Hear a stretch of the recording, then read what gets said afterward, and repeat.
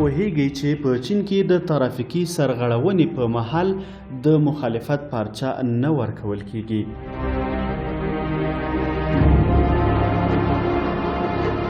په چین کې که چیرې تاسو خپل موټر په ممنوعه ځای او یا په غیر قانوني شکل درولی وي نو د مخالفت او جرم هیڅ پارچه نه درکول کیږي. فقط یو شمیر ترافیک پولیسان راځي او دا آله او یا یو ډول پراخیدونکی ریبوټ ورسره وي چې په ډیرې اسانۍ سره ستاسو موټر له یو ځای څخه بل ځای ته انتقالولی شي او ځای یې ورته بدلوي. دا ریبوټیکه آله د پولیسو له لوري د ریموټ کنټرول په واسطه کنټرولیږي چې ستاسو موټر په مناسب او قانوني ځای کې ودروي. ورسره په څنګ کې ستاسو د موبایل شمیرې ته یو پیغام هم درلیږي تر څو تاسو پرې خبر کړي.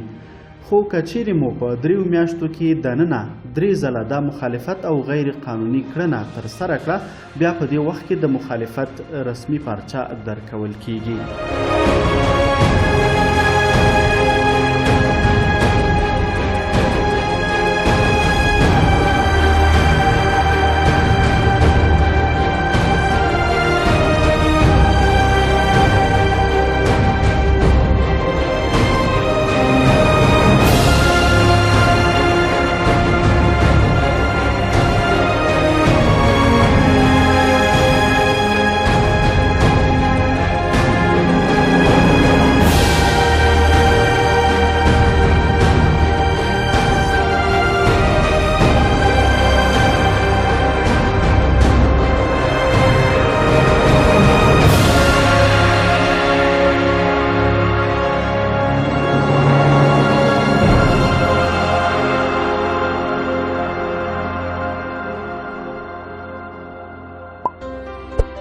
you